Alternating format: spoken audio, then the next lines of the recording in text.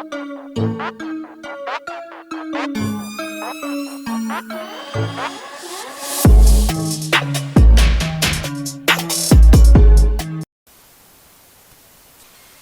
में नीतीश कुमार और उपेंद्र कुशवाहा कौन सी राजनीति साधना चाहते हैं? इन दोनों के बीच कौन सा समीकरण है जो भाजपा समझ नहीं पाई? किस कारण से उपेंद्र कुशवाहा को रातों रात अपना दुश्मन समझने वाले नीतीश कुमार एनडीए में वापस लेकर आए? ये सब कुछ भाजपा के सामने हुआ। भाजपा भी ये बात समझ गई थी कि नीतीश लवकुश साधना चाहते हैं। 2 बार लॉकडाउन बिहार में लगा कोरोना की वजह से, लेकिन इस वजह से नीतीश कुमार अपने लवकुश समीकरण को बड़े मंच तक लाने में असफल हो गए, कार्यक्रम नहीं हो पाए। लेकिन इस दौरान नीतीश कुमार ने अंदर ही अंदर अपनी पार्टी को मजबूत किया।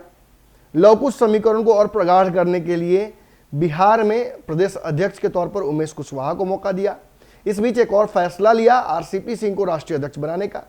वो फैसला उनके हक में नहीं गया। आरसीपी सिंह आज नीतीश कुमार के सबसे बड़े राजनीतिक विरोधी के तौर पर हो गए हैं, और जिस तरीके से उन्हें राज्यसभा नहीं भेजा गया, बाद में पार्टी से भी फजीहत करके वो निकल गए। ऐसी स्थिति में उपेंद्र कुशवाहा, ललन सिंह और नीतीश कुमार को अपना राजनीतिक दुश्मन बनाकर आरसीपी सिंह आगे बढ़ रहे हैं। इसमें कोई शक नहीं कि भाजपा आरसीपी सिंह के पीछे खड़ी है, लेकिन इन सब में नीतीश कुमार का लवकुश समीकरण कहीं पीछे छूट गया। नीतीश कुमार आज भी लवकुश समीकरण को आगे लेकर चलना चाहते हैं, लेकिन घूम घूम कर ये बात स्थापित कर रहे हैं आरसीपी सिंह कि नीतीश कुमार लवकुश के भी नहीं है।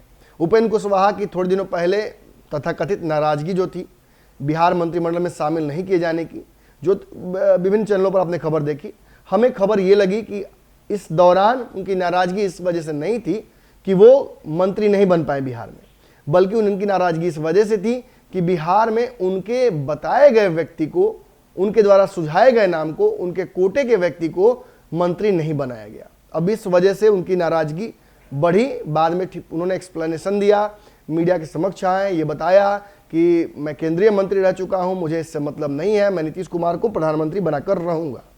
पूरे देश में पटेल समाज, लवकुश समाज का एक बड़ा वोट बैंक है, जिसे गुजरात से लेकर पोरबंदर तक साधा जा सकता है। इस कॉन्सेप्ट को, इस अपॉर्चुनिटी को खूब अच्छे से समझ रहे हैं नीतीश कुमार, और शायद इसीलिए इस कॉन्सेप्ट पर वो काम करने के लिए विपक्ष के हाथों में जाकर खड़े हो गए। लेकिन नीतीश कुमार को बिहार में साधने के लिए भाजपा ने भी छोटे छोटे प्लान्स एग्जीक्यूट करने शुरू कर दिए थे। जिस वक्त उपेंद्र कुशवाहा एनडीए में आए और उन्होंने बंगाल में हार के बाद भाजपा के ये कह दिया कि चक्रव्यूह टूट रहा है भाजपा का, उस वक्त ही बिहार में एक और नेता भाजपा की तरफ से लवकुश समीकरण के सामने आए, सम्राट चौधरी, जिन्हें मंत्री भी भाजपा ने बनाया, और वो इसी समाज से, लवकुश समाज से ही आते हैं। उन्होंने उपेंद्र कुशवाहा पर हमले की जिम्मेवारी उठाई, और जितने दिन उपेंद्र कुशवाहा ने बयान दिया, उन सारे बयानों का काट सम्राट चौधरी ने भाजपा की तरफ से दिया। शुरुआत ही उन्होंने इस बात से की थी कि उपेंद्र कुशवाहा नए नए नीतीश के साथ आए हैं, तो थोड़ा सा नीतीश की पैरोकारी तो करेंगे ना। और उन्होंने इसके बदले जो जुमला दिया था वो ये था कि नया मुसलमान बने हैं तो प्याज तो खाएंगे ही ना।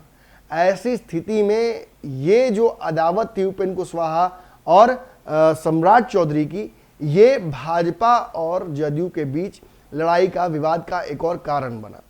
भाजपा को कालांतर में जिस तरीके से भाजपा ने रिप्रेजेंट किया एक लीडरशिप के तौर पर सम्राट चौधरी को, इससे जदयू को थोड़ा ऐतराज भी हुआ। जदयू को लगा कि ये समीकरण चूंकि उनका है, इसमें से निवारी नहीं करनी चाहिए भाजपा को, और एक कार्यक्रम भी किया गया सम्राट अशोक का, जिसमें बढ़ चढ़कर शामिल हुए और उस कार्यक्रम को लीड किया सम्राट चौधरी ने।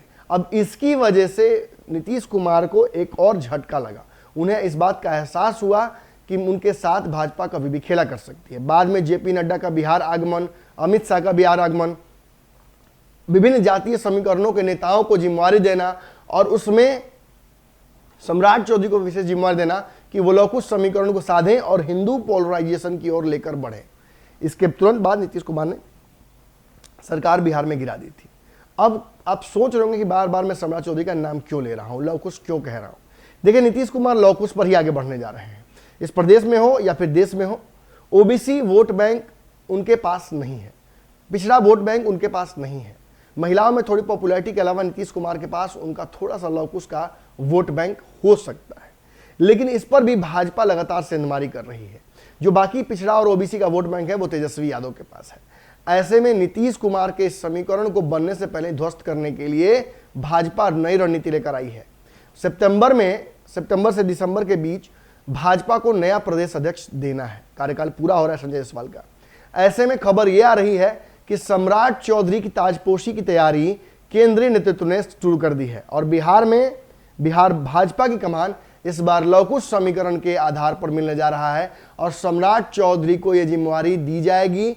उन्हें बिहार का प्रदेश अध्यक्ष बनाया जाएगा। इससे पहले कई दावेदारों का नाम सामने आ रहा था। एक और नाम जो कि विवेक ठाकुर का था, जो उसी समीकरण से आते हैं जिस समीकरण को बिहार में भाजपा मजबूत करना चाहती है। बोचहा में जिस समीकरण के चलते भाजपा को नुकसान हुआ था और भूमिहार समाज के सीपी ठाकुर के पुत्र भी हैं, तो एक सीपी ठाकुर ने जिम्मेवारी निभाई है बिहार में प्रदेश अध्यक्ष की, तो उनके सक्सेशन के तौर पर इन्हें मौका दिया जा सकता है। लेकिन अब जो पुख्ता जानकारी हमारे पास आ रही है वो ये है कि सम्राट चौधरी की ताजपोशी की तैयारी शुरू हो गई है। जहां एक तरफ विधानसभा में नेता प्रतिपक्ष की जिम्मेवारी विजय सिन्हा को दी गई है, विधान परिषद में नवल किशोर यादव को दी गई है। वहीं आज मीटिंग के दौरान यह भी स्पष्ट कर लिया गया है कि बिहार में जो नए प्रदेश अध्यक्ष होंगे भाजपा के, जो लगातार जिस तरीके से संजय जायसवाल ने एक नए कलेवर में हमला नीतीश के ऊपर लगातार जारी रखा, उसे आगे बढ़ाने का काम अब सम्राट चौधरी करेंगे। इस फैसले से आपको क्या लगता है? क्या भाजपा बिहार में मजबूत हो पाएगी? क्या लवकुश समीकरण जो नीतीश कुमार साधने चले हैं उसमें डेंट मार पाएगी भाजपा? इन सारे सवालों का जवाब कमेंट सेक्शन में आइए, एक दूसरे से बात भी करते हैं और जवाब भी देने की कोशिश करते हैं। धन्यवाद। वीडियो पसंद आई और वह बिहार के राजनीति और बिहारियत से सरोकार रखेनी तो सब्सक्राइब बटन दबा के चैनल के सब्सक्राइब कर ली। ओजे एगो घंटी बा, ओकरा बटन दबा देला से कुल सटीक और मारक खबर रुआ मुफ्त में मिल जाई। अगर रुआ पत्रकारिता के हमनी के नया प्रयोग में सहयोग कर चाहतानी तो ज्वाइन बटन दबा दी। पेटीएम नंबर नोट कर ली 9386816700। धन्यवाद।